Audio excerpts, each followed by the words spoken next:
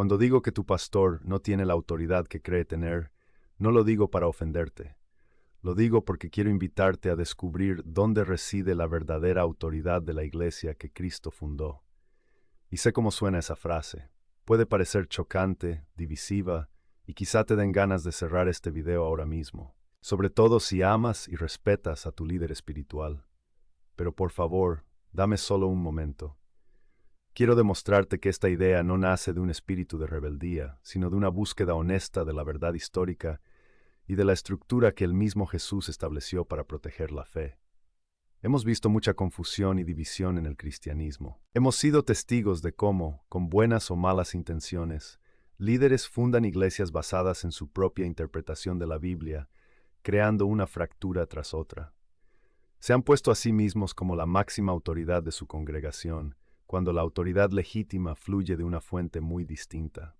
En los próximos minutos no te voy a dar mi opinión personal. Vamos a examinar la historia y la palabra de Dios. Y te prometo algo, este video te va a dar las claves para distinguir entre una autoridad autoproclamada y la autoridad histórica e ininterrumpida que Cristo entregó a sus apóstoles. Y créeme, esa diferencia es crucial para entender la unidad y la verdad que Jesús quiso para su iglesia. Para ser justos, empecemos por lo que es innegable. Cristo es la cabeza de la iglesia y toda autoridad viene de Él. Pero, ¿cómo delegó esa autoridad en la tierra? ¿La dejó al aire para que cualquiera con una Biblia la tomara por sí mismo? La respuesta de la historia y de la Escritura es un no rotundo. Jesús no escribió un libro, fundó una iglesia visible, con líderes concretos. El momento clave lo encontramos en Mateo 16, cuando después de que Pedro lo confiesa como el Mesías, Jesús le dice, «Y yo te digo, tú eres Pedro, y sobre esta piedra edificaré mi iglesia, y el poder del infierno no la derrotará.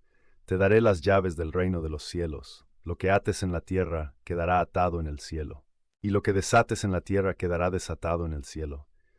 Aquí Jesús le entrega a un hombre, Pedro, una autoridad única para gobernar, enseñar y santificar. Le da las llaves, un símbolo de poder y gobierno que cualquier judío de la época entendía, y le promete que esta iglesia, construida sobre Pedro, será indefectible. Esta autoridad no murió con Pedro. Los apóstoles, conscientes de su misión, eligieron sucesores para continuar su ministerio. Vemos en los Hechos de los Apóstoles cómo, tras la muerte de Judas, eligen a Matías para ocupar su lugar. San Pablo instruye a Timoteo, «Lo que has oído de mí ante muchos testigos, esto encarga a hombres fieles que sean idóneos para enseñar también a otros». Timoteo 2:2. Esto es la sucesión apostólica, la transmisión ininterrumpida, mediante la imposición de las manos en el sacramento del orden, de la misión y el poder de los apóstoles a sus sucesores, los obispos. Esta cadena histórica, que se puede rastrear desde los obispos de hoy hasta los apóstoles, garantiza que la Iglesia Católica está gobernada por la misma autoridad que Cristo confirió hace 2000 años. El sacerdote de tu parroquia recibe su autoridad de su obispo, quien la recibió a través de esta cadena que se remonta a los 12. Entonces, la pregunta no es si existe autoridad, sino de dónde viene. La autoridad católica no se la inventa un papa o un obispo, es recibida, custodiada y transmitida. Es la autoridad del mismo Cristo, delegada a través de una línea histórica y visible. Aquí está la clave de todo este asunto, la autoridad de un pastor protestante. Vista desde la perspectiva católica, no es delegada por Cristo a través de su iglesia histórica, sino que surge de un principio diferente nacido en el siglo XVI. Sola Escritura, o solo la Biblia. La idea de que la Biblia es la única regla de fe y práctica suena bien, pero tiene un problema fundamental. ¿Quién tiene la autoridad para interpretarla correctamente, sin una autoridad final que garantice la correcta interpretación? La Biblia se convierte en un libro sujeto a miles de opiniones personales, y eso es exactamente lo que ha pasado. Miles de denominaciones diferentes, cada una convencida de que su lectura de la Biblia es la correcta. Un pastor protestante no recibe su autoridad de una sucesión histórica que lo conecta con los apóstoles. Es elegido por su comunidad o se siente llamado personalmente y funda su propio ministerio. Su autoridad, por tanto, no es la de la iglesia que fundó Cristo, sino la de la comunidad que lo nombró o la que él mismo congregó. No es un sucesor de los apóstoles. En la práctica, es el fundador de una nueva tradición. Pensemos en la figura del embajador. Un embajador solo tiene autoridad si el rey legítimo le ha dado credenciales. Un pastor puede ser un hombre bueno, piadoso y un gran conocedor de la Biblia. Pero si sus credenciales no vienen de la estructura que Cristo estableció, en nombre de qué rey habla en nombre de su interpretación de las palabras del rey, pero no con la autoridad delegada por el reino. El modelo protestante rechaza o redefine la sucesión apostólica. Al hacerlo, se rompe el vínculo con la autoridad visible que Jesús instituyó en Pedro y los demás apóstoles. La autoridad ya no descansa en la Iglesia como columna y fundamento de la verdad, Timoteo 3:15, sino en la capacidad de un individuo para ser persuasivo en su predicación.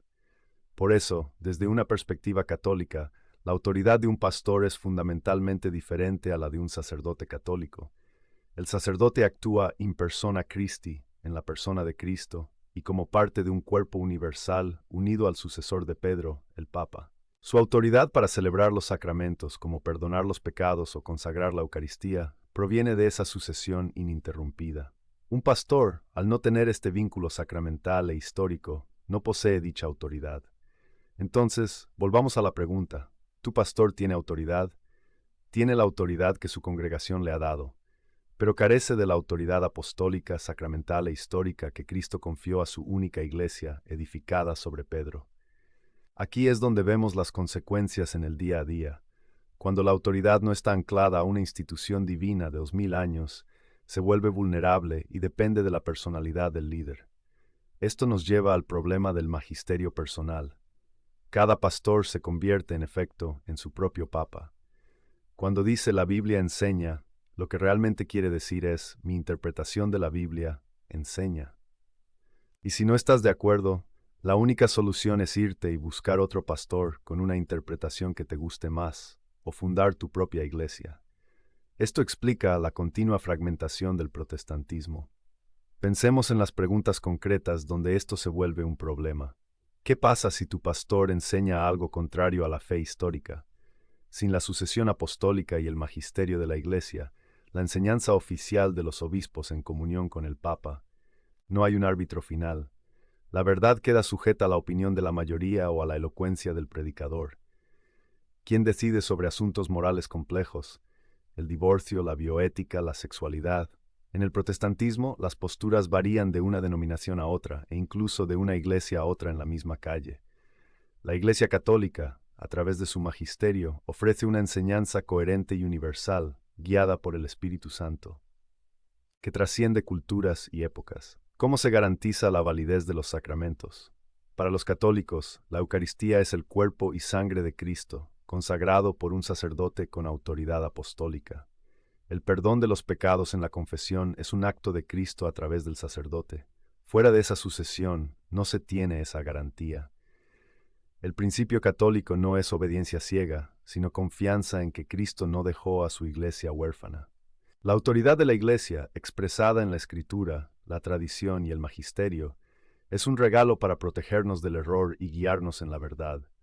No busca anular la conciencia, sino formarla correctamente. La Iglesia Católica no te pide que creas en un hombre, sino que creas que Cristo fundó una iglesia y le dio la autoridad para enseñar, gobernar y santificar en su nombre hasta el fin de los tiempos. Un buen sacerdote no crea seguidores que dependan de él, sino que los lleva a Cristo y a su iglesia. Su objetivo es conectar a los fieles con la fuente de la gracia, los sacramentos y la comunidad universal de creyentes. Volvamos a la frase del principio, pero ahora con todo el peso de la historia. Cuando digo que tu pastor no tiene autoridad, me refiero a la autoridad apostólica, sacramental y universal que Cristo entregó a Pedro y a los apóstoles, y que se ha transmitido fielmente en la Iglesia Católica durante 2 milenios. Esa autoridad tu pastor no la tiene.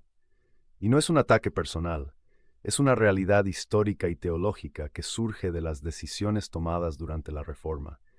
La autoridad que sí tiene es la que le confiere su comunidad para predicar y liderar según su interpretación de la Biblia. Pero esta no es la estructura que Jesús diseñó para garantizar la unidad y la fidelidad doctrinal de su rebaño. Entender esto no te hace un rebelde. Al contrario, te convierte en un cristiano que busca seriamente las raíces de su fe y la plenitud de la verdad que Cristo nos reveló. Te invita a mirar más allá de tu comunidad local y a descubrir la universalidad de la iglesia que Cristo fundó sobre la roca de Pedro. Honra a las personas que te han guiado espiritualmente. Agradece el bien que han hecho. Pero no te detengas ahí. Busca la plenitud de la autoridad que fluye del mismo corazón de Cristo a través de sus apóstoles y sus sucesores.